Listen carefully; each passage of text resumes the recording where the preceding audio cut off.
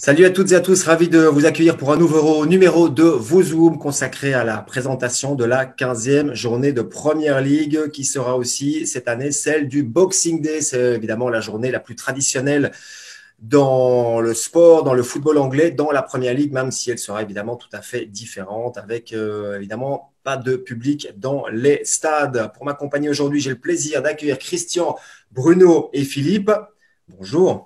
Bonjour. Et une première constatation, je ne vois pas de pull de Noël. Je suis assez déçu. Ça aurait pu mettre un petit peu de couleur et de joie de vivre dans cette fin d'année. Ah, Ça Ah, ira, la bougie rouge, ça ira? la bougie de l'espoir, c'est Allez, parfait. moi, ok. la dinde est déjà dans le four.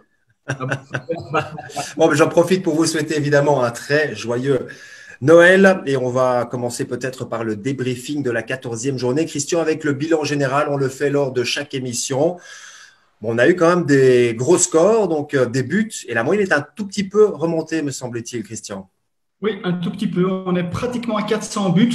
Il y a encore évidemment les trois matchs de retard à être joués. Ben voilà, Salah qui prend la tête tout seul avec son doublé et Kane qui reste avec ses 10 assists. Attention parce que De Bruyne revient à 7 assists maintenant.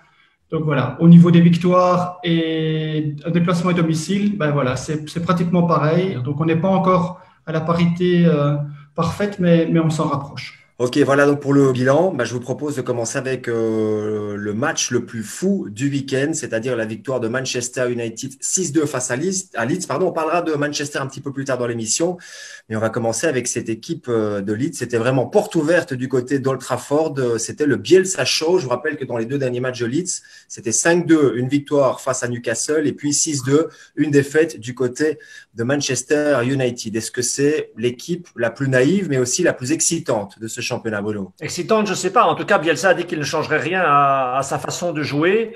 Deux touches de balle, les deux premières touches de balle du match, c'était déjà 2-0. Ça fait plaisir, ça permet à des joueurs qui n'avaient pas encore marqué du côté des Red Devils d'ouvrir leur compteur but.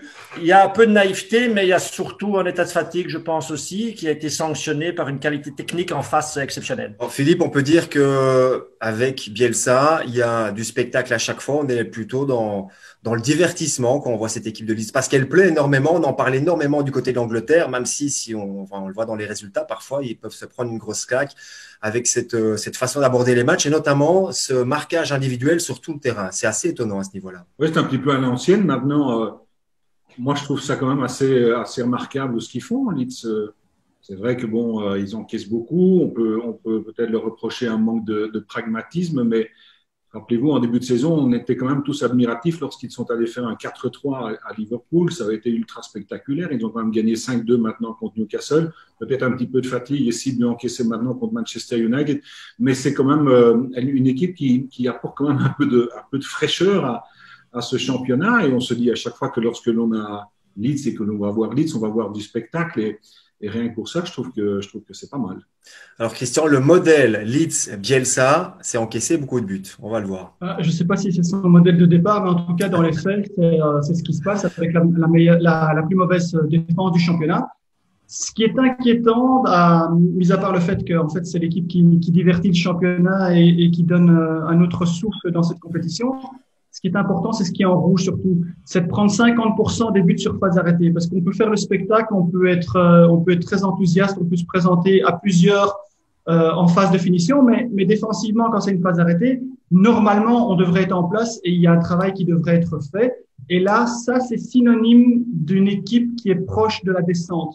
Les phases arrêtées, quand on est en bas de classement, c'est vraiment très important, au même titre que le jeu direct. Là, le jeu direct, ça se passe bien, seulement avec 10% des buts encaissés. Mais 50% de buts sur phases arrêtées, ça, c'est inadmissible si Leeds veut rester dans cette compétition pour la saison prochaine. Un dernier mot sur Leeds, Bruno. Bon, on sait que c'est une équipe qui vient de Championship. Le noyau n'a quasiment pas changé. La manière de jouer non plus. Ils sont pour le moment 14e avec 17 points. Est-ce qu'il faut s'inquiéter pour le maintien ou bien Leeds est quand même supérieur à des équipes qui sont en bas de tableau comme Sheffield ou comme West Brom? À condition de fraîcheur égale et sans blessure, ils sont supérieurs.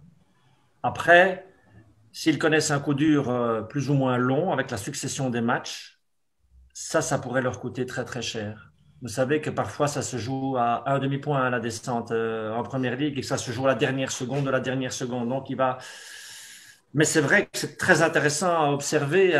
C'est l'équipe qui a le plus de courses, c'est l'équipe qui a le plus d'occasions.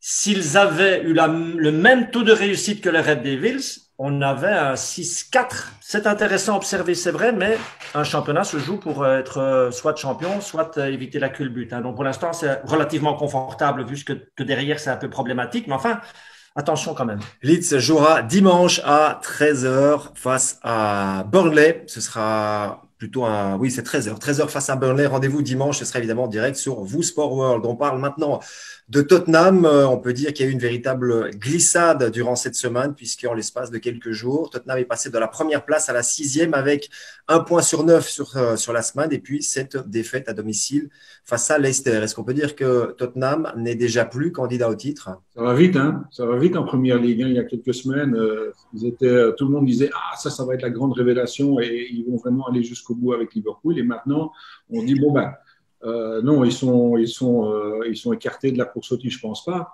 Maintenant, comme Bruno disait par rapport à Leeds, fatigue. Je pense qu'il y a peut-être aussi un élément de fraîcheur ou de manque de fraîcheur du côté de Tottenham à l'heure actuelle. C'est une équipe qui n'a pas beaucoup changé, à part peut-être en Europa League, où là, il a fait un petit peu tourner son effectif. Et je pense que c'est un système de jeu aussi qui demande énormément d'implication physique.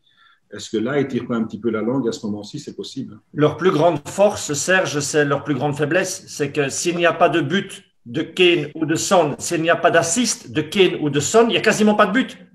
Donc, c'est quand même une dépendance à 2 joueurs d'un niveau exceptionnel, mais 2 joueurs. Dès que c'est un petit coup de moins bien pour eux, c'est compliqué de sortir un but. Effectivement, le modèle offensif qui tourne autour de ce duo quand même assez incroyable. Par contre, Christian, on peut voir qu'en termes défensifs, il y a de véritables récurrences, donc des lacunes. Semaine après semaine, on le montre ce problème, cette excellente mise en place dans le plein jeu, c'est-à-dire qu'ils encaissent très très peu, ils sont les meilleurs en première ligue. Par contre, 9 buts encaissés sur phase arrêtée. Au niveau du ratio, c'est le plus mauvais de la ligue. Alors, c'est exactement ce que Bruno a expliqué. On l'avait montré dans des Zooms précédents. Quand on décide de ne pas avoir le ballon et de se déposer sur ce duo incroyable qu'est Kane et Son, ça se passe bien. Mais dès qu'ils ne marquent pas, il n'y a personne pour prendre le relais. Et comme on continue défensivement à encaisser sur phase arrêtée, encore un but sur penalty par Vardy le week-end passé. Et on remarque surtout toujours cette récurrence d'encaisser au-delà du temps réglementaire de chaque mi-temps. Là, maintenant, ils ont pris un but à la 45e. Ça fait quand même 5 buts encaissés au-delà du temps réglementaire de chaque mi-temps sur 9 phases arrêtées. Si ça ne change pas, ben c'est déplorable et c'est embêtant pour les résultats. Tottenham que l'on pourra suivre dimanche à 20h15. Ce sera la dernière rencontre de ce week-end, déplacement Wolverhampton. Et évidemment, Tottenham qui va devoir tenter de se relancer. Il y a eu un gros score ce week-end. Alors, je vous pose la question, est-ce que gagner 0-7 à Palace peut faire oublier complètement une défaite 7-2 du côté d'Aston Villa? On parle bien sûr de Liverpool. Oui. Ah oui. La réponse est claire. Un reset. Bon, en tout cas, on peut dire que Liverpool a montré ses muscles dans un match où vraiment les joueurs offensifs s'en sont donnés à cœur joie. C'est assez impressionnant. La défaite 7-2, je pense que c'est la grande force de Liverpool, c'est qu'elle a été oubliée très rapidement. Et ils n'ont pas du tout subi les conséquences de ça quand on voit les résultats et certainement les derniers résultats. C'est assez extraordinaire. Ils ont 4 points d'avance maintenant. Ils avaient il y a quelques semaines la pire défense, évidemment. En quelques semaines, ils sont remontés à la 6e défense.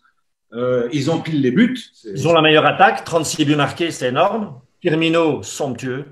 Oui, avec des défenseurs importants qui sont toujours absents. Donc, on peut dire que cette équipe s'est bien renouvelée et les joueurs offensifs sont là, notamment Christian Mohamed Salah. Il n'était pas titulaire dans ce match-là. Il est monté au jeu. Il a quand même réussi à marquer et à faire le spectacle. Il a plus 8 par rapport à ses coéquipiers. Il a déjà 36% des buts marqués rien qu'à lui, sans compter les assists.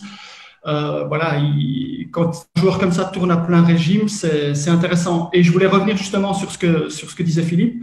ils ont vite oublié cette défaite à Aston Villa. N'oubliez pas qu'en début de saison, vous avez montré qu'ils étaient dans une période défavorable. Ils avaient encaissé beaucoup de buts sur circonstances défavorables en début de saison. Ils étaient au-delà des 55%, notamment suite à ce match où ils avaient pris 4 buts sur des tirs déviés. Et ils sont revenus et ils ont enchaîné les bonnes performances défensives avec moins entre guillemets, de malchance. Et cette équipe remonte sans problème au classement, vu l'aspect offensif qui est impressionnant avec tous ces joueurs. Juste un mot encore, parce que c'est important. Quand on voit les stats de Robertson sur les assists, depuis 2018, je crois, il a le même total d'assists qu'un joueur comme Kevin De Bruyne. Imaginez un peu le rendement des flancs du côté de Liverpool. Oui, impressionnant, puisque ça fonctionne aussi pas mal du côté d'Alexander-Arnold. Un petit peu moins cette saison, mais il y a quand même des statistiques encore impressionnantes. Liverpool qui jouera à domicile, qui va donc tenter de prolonger ce brevet d'invincibilité qui date de avril 2017, si ma mémoire est bonne. Match face à West Brom, coup d'envoi dimanche à 17h30. Il est temps de passer au premier focus de ce Boxing Day.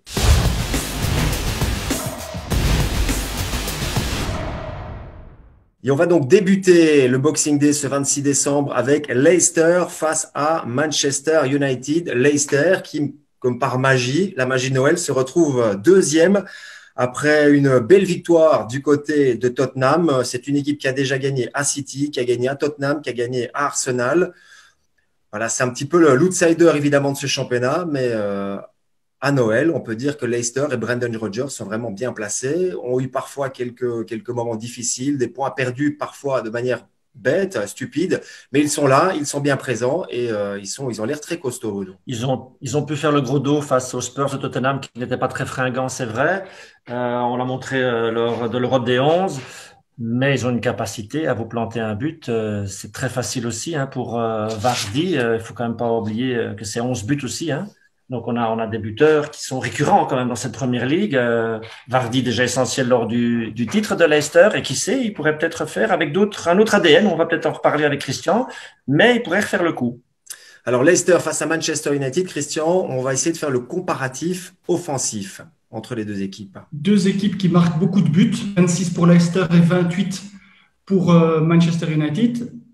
Ils ont un peu quelque chose de similaire, c'est les performances en déplacement, mais avec un jeu un peu différent pour Leicester, où c'est beaucoup du jeu dominant placé, donc ils aiment bien. On avait montré dans les 4 ou les 5 premières journées de championnat que ça se passait dans les 35 derniers mètres. Ça se confirme.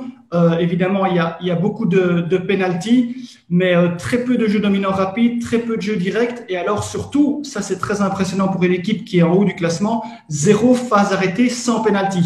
Par contre, de l'autre côté, c'est très, très partagé. Ils sont forts dans tous les domaines. C'est pour ça que c'est une vraie menace pour la suite du championnat. Ils ont, pour une équipe du top, ou une équipe qui devrait être au top, ils ont très peu de buts sur jeu dominant placé, mais alors en jeu dominant rapide et en jeu direct, ça va à une vitesse vers l'avant, c'est vraiment impressionnant. 6 buts sur phase arrêtée sans penalty, ça c'est excellent aussi, et 4 penalty. Voilà, ça risque offensivement d'être très intéressant à observer ce week-end. Si je peux me permettre, ce qui me frappe, c'est le jeu dominant placé du côté de Leicester. On se souvient qu'ils ont été champions il y a quelques saisons maintenant, avec une explosion vers l'avant, Christian, si je ne me trompe. On parlait de Kanté, Mahrez, Vardy en ligne droite à l'époque, lorsqu'ils ont été champions. Donc, on n'est plus du tout dans ce schéma-là. On les moins maintenant, ouais. parce que il manque deux joueurs de cette structure-là. Mais à l'époque, c'est vrai, comme Bruno le disait, ils ont marqué 20 buts sur jeu direct, 6 sur kick and rush et 14 sur reconversion rapide. C'était la meilleure performance à l'époque et c'était une arme très, très impressionnante. Ça permettait de surprendre dans la vitesse. Maintenant, c'est un peu différent, quoique on a vu quand même quand ils ont fait aussi ils ont été en attente au match à Arsenal, par exemple, mais quand ils ont fait monter Vardy et Under, ils ont marqué et ils ont mis 0-1 sur cette autre structure qui est Tielemans, Under, Vardy, et ils sont capables de le faire, mais c'est beaucoup plus à l'extérieur qu'à domicile. Justement, Christian, quel est leur bilan à domicile? Est-ce que c'est une équipe qui est meilleure, qui est plus efficace en déplacement que chez elle? À part le match de Manchester United où c'était 6-2 ce week-end, il n'était aussi pas très performant à domicile, mais très fort à l'extérieur. Ici, c'est le même cas. Les performances à domicile, c'est beaucoup moins, c'est que 9 sur 26. Donc, c'est beaucoup moins, et ça se situe seulement dans un domaine de plein jeu, c'est le dominant placé. Donc, ça se passe, avant, j'aurais dit dans les 35 derniers mètres. Maintenant, on va dire que ça se passe dans les 25 derniers mètres en termes d'efficacité offensive. Et il y a un but sur phase arrêtée qui est un but, en fait, sur penalty. Comme vous pouvez le voir sur l'infographie, tout se passe du côté droit. Et un tout petit peu dans le passage par l'axe, mais alors le côté gauche, au niveau efficacité, pour le moment, à domicile, est tout à fait délaissé. Et ça, c'est quelque chose qu'il faudra observer dans les semaines à venir, parce que si on veut rester en haut, gagner en déplacement, c'est formidable, mais il faut faire des résultats à domicile. C'est ça la particularité, Serge, c'est que dans ce match-là, on a une équipe de Leicester qui perd quand même beaucoup trop de points à domicile, et de l'autre côté, une équipe de Manchester United qui a le maximum de points à l'extérieur. Donc, ce serait intéressant. Mais je voulais revenir aussi sur les chiffres du tableau précédent par rapport à Manchester United au niveau offensif. C'est quand même assez exceptionnel d'avoir vraiment autant d'efficacité dans tous les domaines. Or, ça fait des semaines que l'on critique Manchester, mais c'est une équipe, quand on voit les chiffres, qui est quand même assez complète alors. Oui, absolument. On allait en parler dans quelques instants. Un petit mot quand même sur Timothy Castagne qui est de retour, Tielemans qui est toujours évidemment essentiel, Dennis Pratt qui joue peut-être un petit peu moins parce que Maddison a retrouvé son meilleur niveau, Bruno. Maddison est un niveau exceptionnel aujourd'hui. Je repense encore à son but annulé pour un demi-milliardième de millimètre avec un premier contrôle d'exception. C'est impossible de prendre la place aujourd'hui de Maddison. Après, ils vont faire tourner et chacun aura son temps de jeu. Je pense que ce ne sera pas un problème. Oui, Maddison, mais le temps de jeu d'un Tielemans et ce qu'il apporte à l'équipe depuis le début de la saison, il a 100% de temps de jeu en Première Ligue, en Europa League, j'ai regardé, il a énormément de temps de jeu aussi, il a commencé quasiment toutes les rencontres. Si vous additionnez à cela les matchs des équipes de l'équipe nationale avec les Diables Rouges, où il a quand même été très souvent titulaire, je crois qu'il a déjà participé à 24 matchs, c'est presque 24 matchs complets en un peu plus de 3 mois et demi. C'est un match qui est passionnant sur le papier parce que vous l'avez déjà dit, Philippe. Manchester United est une équipe étonnante. Elle a gagné tous ses matchs en déplacement en étant chaque fois menée. On le rappelle, on verra si c'est encore le scénario de ce week-end. Mais moi, je constate une chose, c'est que il y a eu les doutes, les critiques, les contre-performances, les all et out. Mais après 2 ans, Solskjaer est toujours là. Il vient de réussir un magnifique 19 sur 21. Et cette équipe est en course pour le titre. 2 choses. Solskjaer, au niveau de ses stats, depuis ces 2 ans, seuls Klopp et Guardiola font mieux sur la même période en Première Ligue. Bon.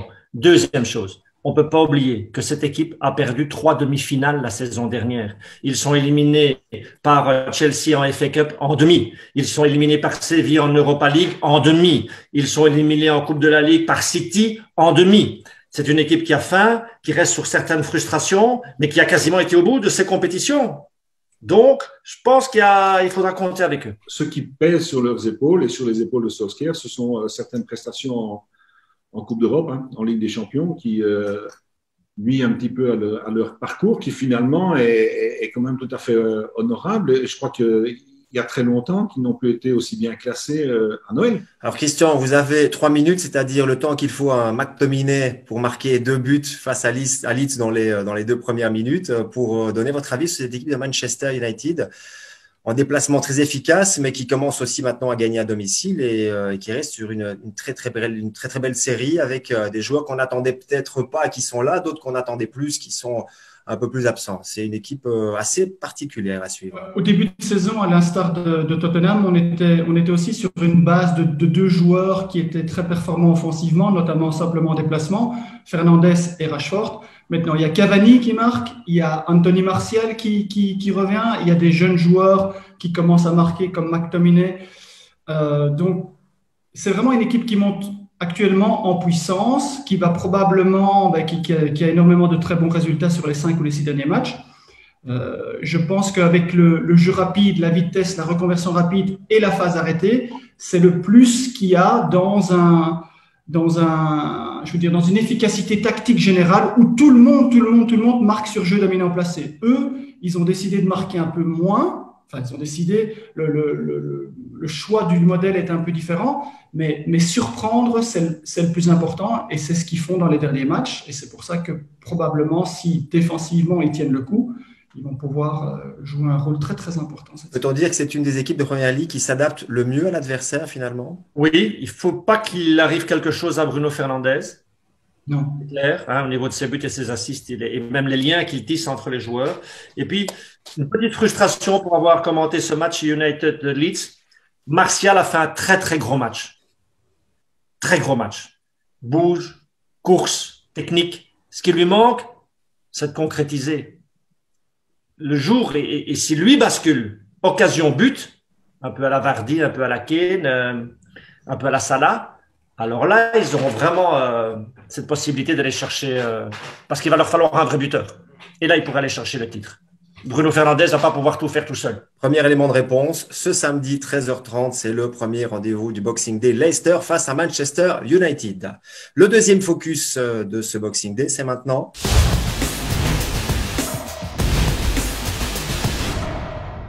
Avec une équipe d'Arsenal qui reçoit Chelsea. Alors comment entamer le chapitre Arsenal entre la carte rouge de l'incontrôlable Xhaka, les touches manquées de Bellerin, la disparition totale du terrain et devant les buts d'Aubameyang, le discours lénifiant d'Arteta, la 15e place, le 2 sur 21. Je ne sais plus comment définir la situation. En disant qu'il est confirmé.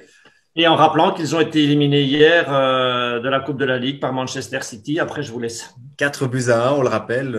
Une nouvelle claque pour Mikel Arteta qui est toujours là, qui a toujours le même discours. C'est un peu toujours la même chose. Hein. Il ne nous faut pas des victimes, il nous faut des combattants sur le terrain. On va y arriver, il y a du contenu. Par contre, sur le terrain, Christian, on ne voit pas grand-chose, il faut être honnête. C'est très compliqué. Offensivement, c'est très compliqué. Et défensivement, qui était quelque chose qui était quand même une bonne base en début de saison. Mais voilà, on avait montré en début de saison, les buts étaient encaissés uniquement sur jeu des mains placées et on avait pointé justement le côté gauche défensif d'Arsenal qui posait problème. Il y a eu, lors du passage à quatre défenseurs, il y a eu une amélioration et donc pendant quelques matchs, ils ont un peu réduit les problèmes. Après, ils ont commencé à encaisser par l'axe, comme on le voit en orange, avec quelques buts sur jeu dominant rapide. On a commencé à s'inquiéter en disant « Aïe, là, il y a un domaine supplémentaire et ça vient de très loin, donc c'est dangereux. Attention, ça peut être très, très mauvais pour l'avenir. » Et puis maintenant, en plus de cela, sur les derniers matchs, ils encaissent sur reconversion rapide alors qu'ils étaient la seule équipe qui n'avait pas encore encaissé dans ce domaine-là. Et surtout, ils n'avaient pas encaissé encore sur phase arrêtée et ils ont pris 2 buts sur corner sur une semaine. Et donc, on est vraiment dans un scénario catastrophe. J'espère qu'on va arrêter l'hémorragie parce que sinon, ça va être affreux pour la suite de la saison défensivement. Il y a l'hémorragie défensive, il y a l'absence de but ou presque. Hein, il y a que quelques buts marqués sur les dernières rencontres. Je l'ai dit, 2 points sur les 7 dernières rencontres. C'est un bilan d'équipe qui se bat pour le maintien. Est-ce qu'il faut s'inquiéter, Philippe, pour l'avenir d'Arsenal en Première Ligue? Alors, on a lu cette semaine que les dirigeants avaient pris un petit peu les devants. Ils avaient mis une clause, un amendement dans les contrats. Si jamais Arsenal descend en Championship, les joueurs toucheront 25% de leur salaire en moins. C'est quand même assez étonnant. Oui, c'est un message très positif. Hein. Non, mais écoutez, oui, ça paraît presque surréaliste de parler de maintien pour une équipe comme Arsenal et pour un club comme Arsenal, mais voilà, on peut s'appeler Arsenal. C'est pas pour autant qu'on a besoin de moins de points pour se sauver. Hein. Bon, il y a le match contre Chelsea. Moi, je dirais, par rapport à ça, après, il y a 2 matchs très importants parce qu'ils vont à Brighton et ils vont à West Brom. Ah, et c'est là qu'il faut. C'est là que se joue le maintien, c'est ça que vous voulez dire. On en reparlera peut-être à ce moment-là. Imaginez qu'ils fassent 0-6. Bon, mais c'est clair que c'est assez extraordinaire. Moi, je vois pas trop comment ils peuvent sortir de là. Est-ce qu'il faut virer l'entraîneur? Voilà, c'est une question qu'on peut poser. Quel est votre avis? Parce qu'Arteta, là, ça devient intenable pour lui. Il a encore pris 1-4 face à Manchester City. Il avait changé l'équipe, ça fonctionne pas. Il avait mis Mustafi et Kolasinac dans un 3 défensif. Il a laissé Xhaka sur le terrain alors que c'était une bombe à retardement pendant plusieurs rencontres. On a du mal à comprendre ces choix, Bruno.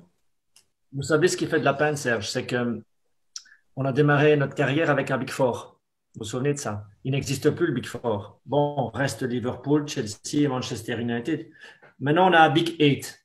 dans lequel n'est pas Arsenal, dans lequel arrive Leicester, Everton, Southampton, Tottenham, il n'y a pas les Gunners. Ça fait de la peine à tous les amoureux du beau jeu et du football. Après, est-ce que c'est simplement, je pense que c'est au sommet. Quand un club va aussi mal, il faut aller voir au sommet de la pyramide du club, pas nécessairement l'entraîneur. C'est déjà trop bas, ça. Il faut aller voir au sommet ce qui se passe. Il faut aller voir au niveau de la direction technique ce qui se passe. Il faudrait faire une émission spéciale, hein, parce qu'il y a évidemment beaucoup de choses à dire. On rappelle quand même qu'il y a 50 employés qui avaient été virés durant l'été, qu'il y a eu des gros contrats qui ont été donnés à Willian, par exemple, 200 000 livres la semaine pour un joueur en fin de carrière, oui, on peut le dire, à 32-33 ans. Il y a quand même eu des choses étonnantes. C'est pas une carrière, c'est grave de ne pas avoir de rendement. Absolument, absolument. Bah, on fera peut-être une émission spéciale, un de ces quatre, sur Arsenal. En attendant, Chelsea se déplace chez les Gunners avec, il faut le dire, l'étiquette de favori parce que ça va mieux du côté de Chelsea. Après 2 défaites, il y a eu cette victoire face à West Ham lundi dernier. Et Christian, on peut dire que cette équipe de Chelsea a été performante, a été même rassurante. Ce 3-0 a fait du bien parce que quand on voit dans les faits l'ensemble des performances de la saison, on se rend compte en fait que ça se passe en 2 parties. Ça se passe contre le top 11 et ça se passe contre le bottom 12, comme ils disent en Angleterre. Et là, il y a vraiment une grande différence. Contre le top 11, il n'y a que 6 points sur 21 de gagnés, c'est 29% des points, avec une seule victoire, c'était ce week-end contre West Ham. Donc, il n'y avait pas encore de victoire contre les équipes de ce top 11. Il n'y a que 7 buts marqués et 8 buts encaissés, donc une différence de -1, alors que contre les équipes du bas de classement, c'est pratiquement du 100%, puisqu'il y a 6 victoires et un partage, avec un nombre incroyable de buts marqués. Donc, est-ce que Chelsea sera capable de pouvoir revendiquer autre chose que cette 6e place? Pour le moment, même si ça va mieux pour le moment, ils ne l'ont pas encore prouvé parce qu'ils n'ont pas encore de résultats probants contre les équipes du top. Par contre, gagner contre les petites équipes, c'est très important dans le long terme. On va voir leurs performances dans les prochaines semaines et on verra où se situe ce tableau en fin janvier. Bruno, avec 220 millions de livres et un petit peu plus même dépensés cet été pour amener des joueurs importants, Chelsea ne peut pas se contenter d'une 6e place. Ça doit être le minimum, le top 4 pour Frank Lampard. On connaît les problèmes de gardien. On n'est pas certain que Mendy fasse l'unanimité complète sur les derniers matchs joués, même si c'est un plus. On regarde le classement des buteurs, on ne trouve pas un buteur à Chelsea. On regarde le classement des meilleurs donneurs d'assists. Dans le top 5, on ne trouve pas un joueur de Chelsea. Là, il va falloir changer quelque chose parce que c'est pas possible. C'est pas possible. Si vous voulez être champion et que ça repose sur quand Giroud monte, il marque, ou quand Giroud est titulaire, il marque, mais qu'en même temps, on ne sait pas s'il va rester ou si on veut. Là, il y a quelque chose qui tourne pas là. Affaire à suivre. Pour l'instant, 25 points, c'est 2 points de la 2e place. Tout va bien. Hein. Oui, c'est vrai qu'il n'y a pas de joueur qui ressort au niveau statistique, mais c'est aussi l'entraîneur qui fait le plus tourner Frank Lampard. On l'a vu notamment avec Giroud qui avait joué les derniers matchs, et Tammy Abraham qui a commencé lundi, il a marqué 2 buts. Et puis il y a des joueurs qui donnent l'impression de pouvoir faire beaucoup mieux, notamment Werner. Philippe, ça fait maintenant 9 matchs qu'il n'a plus marqué avec Chelsea. Pourtant, on connaît son potentiel, on connaît ses qualités. Donc il y a encore des joueurs qui se cherchent. Havertz aussi, c'est le gros transfert de l'été. Oui, Werner qui doit jouer un petit peu plus sur le flanc et c'est peut-être pas sa position idéale. Maintenant, c'est une équipe qui est encore, c'est vrai, hein, comme tu en parlais, il y a beaucoup de millions et de dizaines de millions qui ont été dépensés. C'est une équipe qui est quand même encore peut-être aussi en construction. Il y a les jeunes qui continuent à progresser. Il y a tous ces nouveaux joueurs qui sont arrivés. Il faut que les pièces du puzzle parviennent à s'imbriquer. Voilà, je pense que cette équipe, elle est au niveau auquel elle doit se trouver, avec une belle marge de progression encore. Mais c'est vrai, comme Bruno dit, s'il n'y a pas un buteur, c'est difficile d'aller chercher un titre. Une équipe qui est championne a toujours un buteur qui à un moment donné, fait la différence. Ouais, on est curieux de voir déjà qui sera le numéro 9. Ce sera Tammy Abraham ou Olivier Giroud dans cette rencontre donc de samedi. Déplacement à Arsenal. Et c'est un match qui est programmé à 18h30 dans un Boxing Day où vous pourrez suivre les 6 rencontres en direct sur Vous Sport World avec aussi un studio. Christine Schrader sera aux commandes pour nous faire vivre ce Boxing Day à partir de 13h20 de mémoire jusqu'à passer 23h. Une journée incroyable à vivre, évidemment.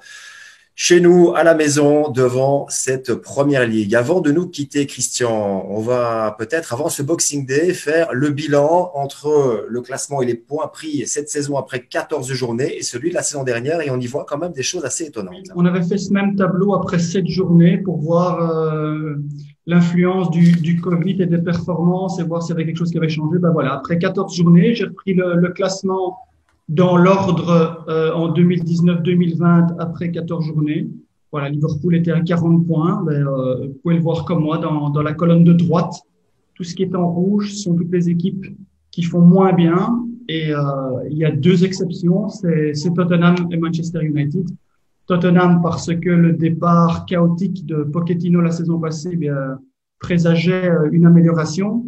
Et c'est le cas. Et Manchester United avec +8 et un match en moins, ça c'est quelque chose qui est très marquant et ça peut donner de l'espoir pour cette équipe de Manchester pour le futur. Bon, ça confirme une impression qu'on avait déjà, cette saison évidemment qui est totalement différente des autres pour plein de raisons, mais qu'il ne faudra sans doute pas 99 points ou 98 ou 97 pour être champion cette saison, Bruno. Ben non, avec 9 victoires en 14 matchs, vous êtes leader de la compétition aujourd'hui. Il y a longtemps qu'on n'a pas vu ça. Hein. Effectivement. Et Liverpool, malgré combien c'est 9 points en moins par rapport à la saison dernière, ils sont quand même premiers. Donc ça aussi, c'est une info assez intéressante. Ils avaient tout gagné quasiment la saison dernière. Oui, forcément. Oui, c'est intéressant de voir tous ces chiffres. Manchester, voilà, on a tapé dessus pendant des semaines. Quand on voit le bilan que Christian a mis ici à l'image, c'est terrible. Et puis Leicester, qui est deuxième aujourd'hui, avec 5 points de moins que la saison dernière. Une petite pensée pour Tottenham, qui a 5 points de plus et une des seules équipes qui fait mieux, mais ils sont toujours le 6e, Christian. Oui, ben écoute, ça va aller très vite. Hein. Un match perdu ou une mauvaise semaine et on passe de la première à la 6e place. On va voir comment Everton était en haut aussi il n'y a pas longtemps. Et puis, il y a eu 2 défaites de suite sans Richarlison. Et voilà. Ben, pour moi, la conclusion, c'est ce qu'on a dit dans les Zoom précédents. Hein. Il y a trop d'équipes qui se reposent sur 1 ou 2 joueurs. Et dès que 1 ou 2 attaquants ne sont pas performants, il n'y a pas de relève derrière, à l'exception pour le moment de Manchester United. Voilà, donc, on va voir celui qui sera le plus effectif, mais de manière bien partagée sur l'ensemble de la saison. À mon avis, sera de top cette année. Et ça ira vite au niveau des matchs maintenant, et ce sera aussi le plus costaud qui va s'en sortir parce qu'on va enchaîner 3 journées en l'espace d'une semaine entre le 26 décembre et les 3 premiers jours de janvier. Donc 3 journées à suivre évidemment en intégralité sur vous Sport World. Merci Christian, merci Bruno, merci Philippe. Encore une fois, je vous souhaite un excellent et un très joyeux Noël, la bougie de l'espoir et de circonstances. Passez un excellent Boxing Day sur vous Sport World et à très bientôt. Bye bye.